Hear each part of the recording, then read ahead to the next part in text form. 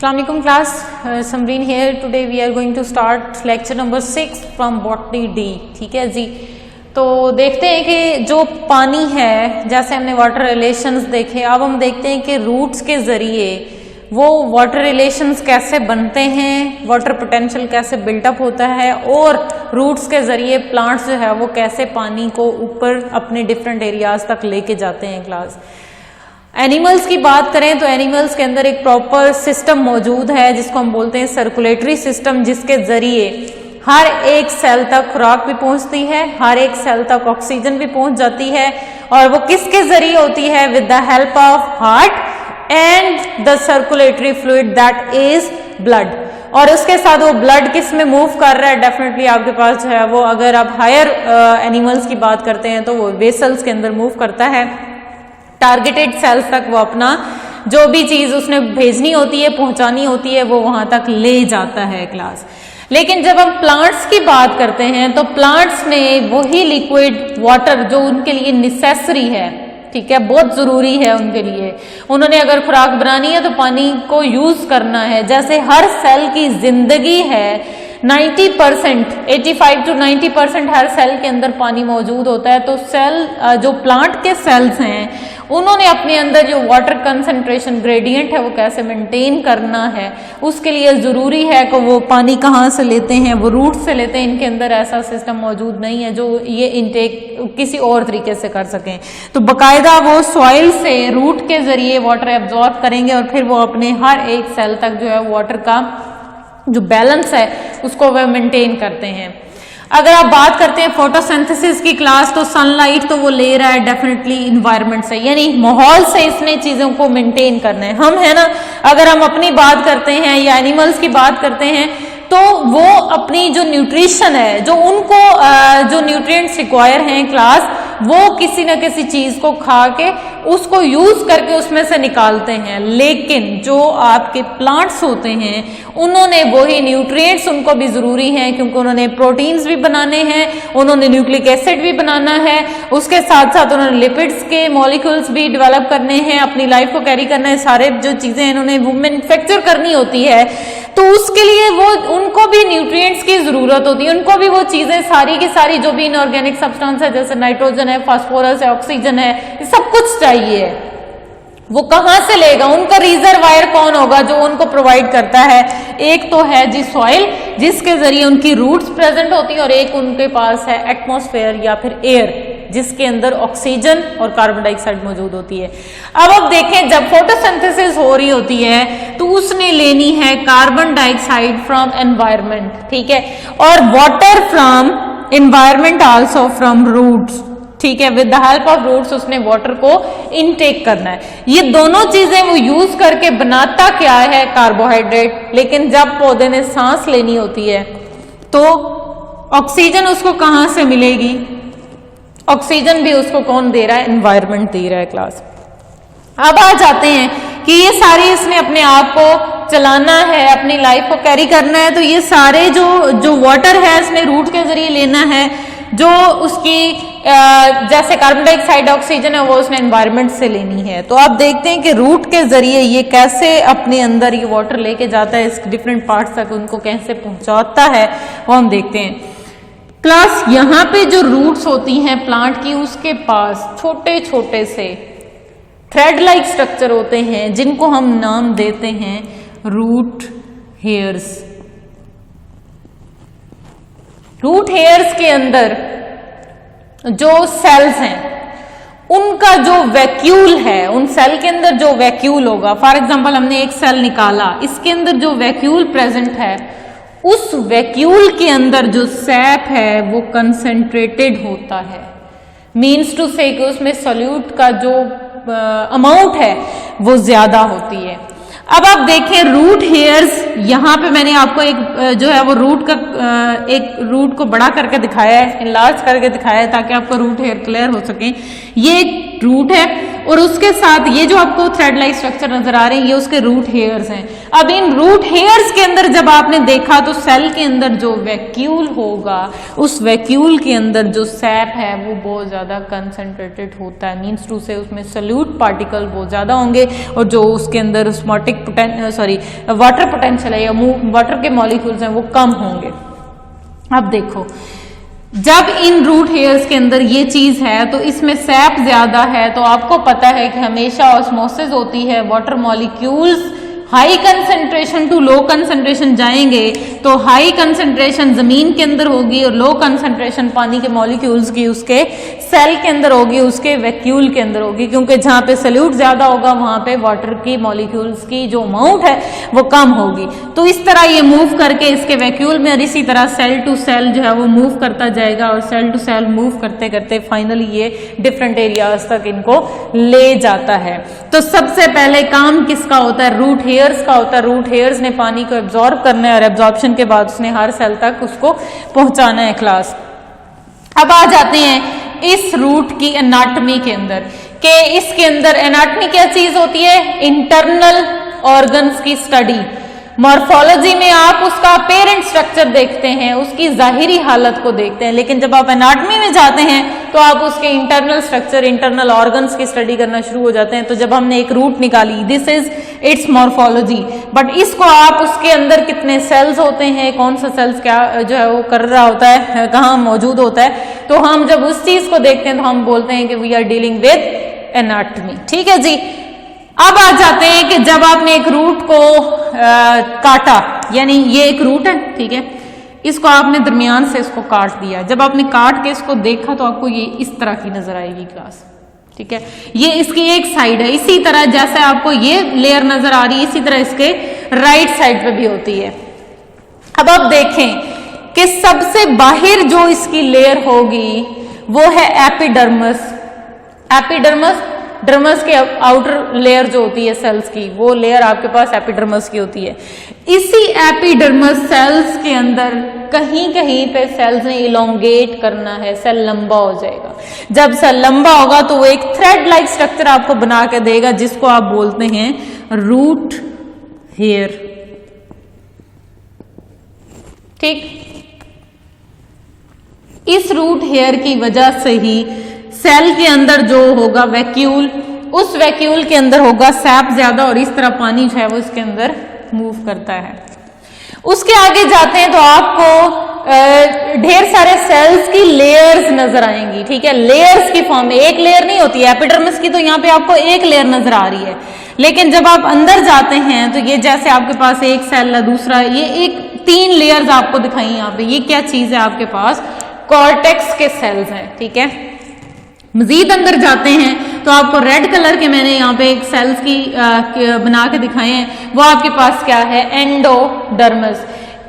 Toward inside the cortex there is a layer of cells that is known as endodermis.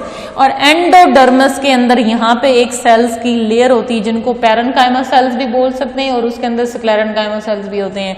In sales की layer को pericycle बोलते हैं, जो मैंने यहाँ पे बनाई नहीं क्योंकि आपके पास जो मैकेनिज्म चलेगा पेरिसाइकल्स के साथ जो है वो नहीं आपको बनाना है। अच्छा, इसके अंदर क्या है कि ये जहां पे क्या लेयर होगी, यहाँ पे जो आपके पास लेयर आ जाएगी सेल्स की, वो क्या है?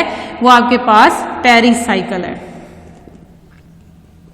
ठीक, पेरिसाइकल सेल्स। और किस किस सेल्स पे पेरिसाइकल बेस कर रहा है? पैरेन्काइमा और स्क्लेरेन्काइमा सेल्स होते हैं। उसके बाद आपको 2 पाइप्स नजर आएंगे, यानी पेरिसाइकल के अंदर करके आपको एक पाइप नजर आएगा जो आपके पास क्या है, हमने लेबल दिया जाइलम, और दूसरा पाइप आपको नजर आएगा toward the inside xylem there is a pipe that is used for conduction of sap, food. ठीक है, उसको आप नाम देते हैं फ्लोएम का।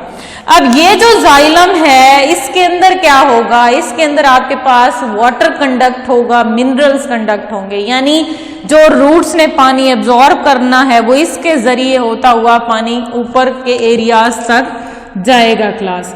और जो आपके पास फ्लोएम है इसके अंदर क्या चीज कैरी हो रही है? इसके अंदर फूड जा रही है, या सैप जा रहा है जो आपके पास कार्बोहाइड्रेट और डिफरेंट मिनरल्स के ऊपर बेस कर रहा है, जो पत्तों ने खुराक बनानी है वो इस पाइप के जरिए हर एक हिस्से तक, पौधे के हर एक हिस्से तक जो है वो पहुंचती है। अब देखें तो आपके पास जो रूट की एनाटॉमी हमने क्या क्या उसके अंदर डिस्कस किया। सबसे पहले आपने देखना है स्टील। स्टील क्या है? स्टील का मतलब है ये जो आपके पास वेस्कुलर बंडल्स हैं, जाइलम और phloem plus pericycle, vascular bundles plus क्या होगा आपके पास पेरिसाइकल, तो ये क्या बन जाएगा? स्टीली। ठीक है, स्टीली बन जाएगी। उसके बाद आपने देखा कि जब बाहर को आए तो आपने डिस्कस की एंडोडर्मिस होती है, यानी outer to stele there is endodermis, और एंडोडर्मिस के बाहर क्या आपने देखा वो है कॉर्टेक्स। कॉर्टेक्स के बाहर क्या होता है? एपिडर्मिस, और एपिडर्मिस की इलोंगेशन इन सर्टेन सेल्स क्या होगी आपके पास? Root hairs. अब आ जाते हैं कि इसके अंदर ये जो वाटर अपटेक हो रहा है उसके लिए पानी कैसे जो है वो प्लांट्स अपने आप में वाटर को अपटेक करता है। क्लास, इसके लिए पौधे ने 3 तरीके अपनाए हैं, 3 तरह से ये अपने अंदर पानी को लेके जा सकता है। वो हम देखते हैं कौन कौन से, यानी तीनों के अंदर हर एक में जो है वो डिफरेंट है इसका तरीका, थोड़ा सा मूव वाटर मॉलिक्यूल्स नहीं करना है। तो सबसे पहले हम देखते हैं एपोप्लास्ट पाथवे। एपोप्लास्ट पाथवे के अंदर क्या होगा? इसमें होगा कि जो सेल हैं, जैसे मैंने आपको कॉर्टेक्स के सेल दिखाए, ये एक कॉर्टेक्स का सेल है जिसको मैं आप यहां पे इसकी ये सेल वॉल मौजूद है, ठीक है, ये ऐसे, इसके साथ ये दूसरा सेल मौजूद है, ये इसके साथ जो है वो इसकी सेल वॉल होगी ऐसे करके। ठीक है क्लास। अब अगर तो पानी, जैसे मैं आपको यहां से ये डॉट्स दिखा के दिखा रही हूं, दिस इज वाटर मॉलिक्यूल्स, ठीक है, black colour indicating the molecule of water. अब इसमें ये होगा कि अगर जो आपके पास वाटर है वो मूव करेगा इसके रूट हेयर से होता हुआ एडजेसेंट सेल, यानी यहां से ये मूव करेगा और इसके साथ साथ थ्रू द सेल वॉल यहां से, ठीक है, ये ऐसे करके मूव करता हुआ, ये मूव करते हुए जो है वो सेल्स के अंदर अंदर से गुजरता हुआ फॉरवर्ड होगा, यानी movement of water molecule through the adjacent cell wall. दो सेल्स की जो सेल वॉल हैं उनके दरमियान से गुजरेगा, बिटवीन सेल वॉल भी बोल सकते हैं, थ्रू सेल वॉल भी लिखा होता है। एडजेसेंट, दो सेल्स के जो एक दूसरे के साथ जो एक दूसरे के करीब हैं उनकी सेल वॉल के दरमियान से वाटर मूव करेगा, वाटर मॉलिक्यूल्स गुजरेंगे, तो उसको आप क्या बोलते हैं? This pathway is apoplast pathway. Movement of water molecules through the adjacent cell walls. तो यहां से आपके पास पानी जाएगा, ये वाला पाथवे क्या होगा? एपोप्लास्ट होगा। इसी तरह दूसरा एक आपके पास पाथवे जिसको हम नाम देते हैं सिम्प्लास्ट। इसमें क्या होगा? Let me label as red dots. एक पानी है जो आपके पास रेड कलर को रिप्रेजेंट करता है। यहां पे क्या होगा? यहां पे आपके पास के, अब ये एक चीज और, ये जो आपके पास एपोप्लास्ट वाटर जा रहा है इसने एडजेसेंट सेल वॉल से गुजरना है, लेकिन क्या होता है कि जो एंडोडर्मिस है, एंडोडर्मिस के अंदर एक आपके पास वाटर प्रूफ स्ट्रक्चर प्रेजेंट होता है। इसकी जो सेल वॉल है इसके दरमियान पे यहाँ पे वाटर प्रूफ स्ट्रक्चर जो मैं आपको हाईलाइट कर रही हूं उस तरीके से, ठीक है, ये ऐसे। अब क्या होगा? इस सेल की और इस सेल की जो एडजेसेंट सेल्स हैं इनकी सेल वॉल तो ये बन रही है दरमियान में, रास्ता ब्लॉक हो गया। ये वाटर प्रूफ मटेरियल है, वाटर प्रूफ एरिया है जहां से पानी जो है वो आगे मूव नहीं कर सकता। तो जो एपोप्लास्ट पाथवे है, पानी यहाँ पे आके मौजूद होने के बाद ये यहाँ पे रुक जाता है। जब ये रुकेगा क्लास, तो अब इसने एक और तरीका अडॉप्ट करना है जिसको हम नाम देते हैं सिम्प्लास्ट।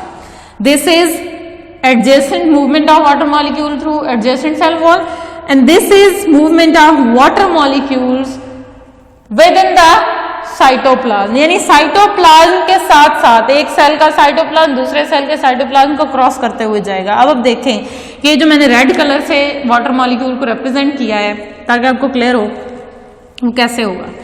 अब देखें कि ये जब सिम्प्लास्ट होता है, ये दो सेल्स हैं, इनके दरमियान छोटे छोटे सुराख मौजूद होते हैं जिनको आप नाम देते हैं प्लाज्मोडेस्मेटा। ठीक है, ये दो सेल्स के दरमियान होते हैं, छोटे छोटे पोर्स होते हैं लाइक दिस वन। ठीक है जी। अब जब आपके पास ये वाटर जा रहा है सेल वॉल के दरमियान, जब आपके पास ये वाटर मॉलिक्यूल्स अगर सेल टू सेल मूव करेंगे with the help of certain channels that are plasmodesmata, तब आप उस पाथवे को बोलते हैं सिम्प्लास्ट पाथवे। यहां से ये वाटर मूव किया क्लास, और मूव करने के बाद, ठीक है, यहां से इसका चैनल मौजूद होगा इसके साथ, और इसने मूव करते करते जो है वो सेल टू सेल मूव करना है, और यहां से ये एक सेल से दूसरे सेल में, दूसरे सेल से तीसरे में, तीसरे से एंडोडर्मस को क्रॉस करता हुआ ये पहुंच जाएगा जाइलम तक। क्लियर? इसको आप ये देखें, जो प्लाज्मोडेस्मेटा वाला रास्ता अडॉप्ट करके लेके जाएगा वाटर, वो आपके पास कौन सा पाथवे है? Symplast pathway. ये वाटर आपके पास टारगेटेड एरिया तक पहुंच जाएगा। यहां तक ये रास्ता ब्लॉक हुआ था, अब उसका अल्टरनेट क्या उन्होंने ढूंढा प्लांट्स ने, उनके अंदर छोटे छोटे पोर्स बन गए, और उन पोर्स की वजह से अगर पानी एक पोर से दूसरे, एक सेल से दूसरे सेल में जा रहा है, लेकिन with the help of certain channels, these are pores that are known as plasmodesmata, then आप इसको नाम देते हैं सिम्प्लास्ट पाथवे का। और अगर आपके पास वो cell wall to cell wall move कर रहा है, एक सेल से दूसरे सेल के दरमियान जो सेल वॉल होगी उसके जरिए वो मूव करेगा, तो फिर आप क्या बोलेंगे उसको? एपोप्लास्ट। अब एक और भी होता है, तीसरा मैकेनिज्म भी पाथवे भी फॉलो करता है, जिसको हम नाम देते हैं वैक्यूलर पाथवे। ठीक है, वैक्यूलर पाथवे वो कैसे? क्लास उसके लिए आप थोड़ा सा यहाँ देखें कि हमारे पास एक सेल है प्लांट का, इस प्लांट के सेल में एक लार्ज वैक्यूल है, उसके बाद यहां से भी प्लाज्मोडेस्मेटा ही होगा, लेकिन क्या है, ये दूसरा सेल है, इस दूसरे सेल के साथ, ठीक है, इसके अंदर भी लार्ज वैक्यूल है। अगर कोई मटेरियल बाहर से आ रहा है और इस वैक्यूल के अंदर इकट्ठा होता है, पानी इसके अंदर जमा हुआ, फिर इस वैक्यूल से जो है वो इस वैक्यूल के अंदर जाए, फिर इस वैक्यूल से आगे वाले सेल के वैक्यूल में जाए, फिर वहां से उसके वैक्यूल से आगे वाले सेल के अंदर जाए, तो फिर हम उस पाथवे को क्या बोलते हैं? Vacuolar pathway. ये बहुत ज्यादा कॉमन नहीं है, कॉमन आपके पास एपोप्लास्ट है और सिम्प्लास्ट है, लेकिन वैक्यूलर पाथवे भी सर्टन टाइम जो है वो देखा जाता है प्लांट्स के केस में। और अगर आप इधर देखते हैं, यहाँ पे मैं आपको देखती हूँ, ये एक प्लांट का वैक्यूल, प्लांट के सेल में वैक्यूल है, ये दूसरा है, ये तीसरा है, ठीक है, और ये उसके अंदर फोर्थ वन है। तो अगर यही आपके पास सेल्स एक दूसरे से कम्युनिकेट किस तरीके से कर रहे हैं with the help of plasmodesmata definitely, तो इसको आप क्या बोलेंगे? अगर वो सेल, ये पानी यहाँ पे मैंने वैक्यूल आपको नहीं शो किया इसलिए क्योंकि साइटोप्लाज्म में वाटर गया एक सेल के, दूसरे के साइटोप्लाज्म में गया, लेकिन कौन सा चैनल इन्होंने यूज किया? प्लाज्मोडेस्मेटा यूज किए, तो उसको हम बोलते हैं सिम्प्लास्ट। होगा सेम केस, लेकिन अब साइटोप्लाज्म टू साइटोप्लाज्म मूवमेंट नहीं है, बल्कि अब क्या है, एक वैक्यूल के अंदर से दूसरे वैक्यूल में, दूसरे वैक्यूल से तीसरे वैक्यूल में, और फिर इसी तरह आपके पास हर सेल के वैक्यूल टू वैक्यूल जब मूवमेंट होगी किसी भी मटेरियल की, वाटर की, तो फिर हम उसको क्या बोलते हैं? Vacuolar pathway. अब इसके अंदर ये जो आपके पास है, फाइनली हर एक वाटर ने जो भी पाथवे वो यूज करेगा उसका रीचिंग पॉइंट क्या होगा? ये जाइलम। और इस जाइलम के अंदर जैसे ही वाटर एंटर होगा, इसके बाद इसको अपटेक कर लिया जाता है ऊपर को डिफरेंट एरियाज तक जो है वो पहुंचाने के लिए, ताकि इससे जो है वो आगे फोटोसिंथेसिस के लिए जो टारगेटेड एरिया है वो आपके पास लीव्स हैं, उन लीव्स तक इस पानी को लेके जाना है, because water is the raw material for the manufacturing of food. तो इस वजह से इन तरीकों से जो है वो पानी अपने अंदर से प्लांट जो है वो वाटर को मूव करवाते हैं।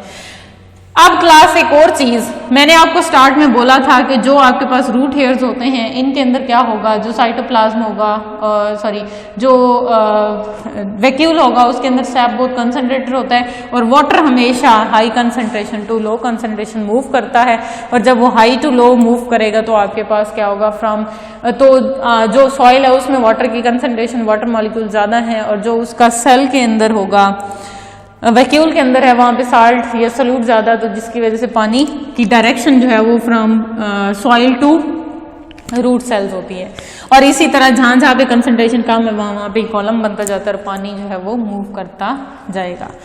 Today's lecture was about the mechanism of absorption of water class.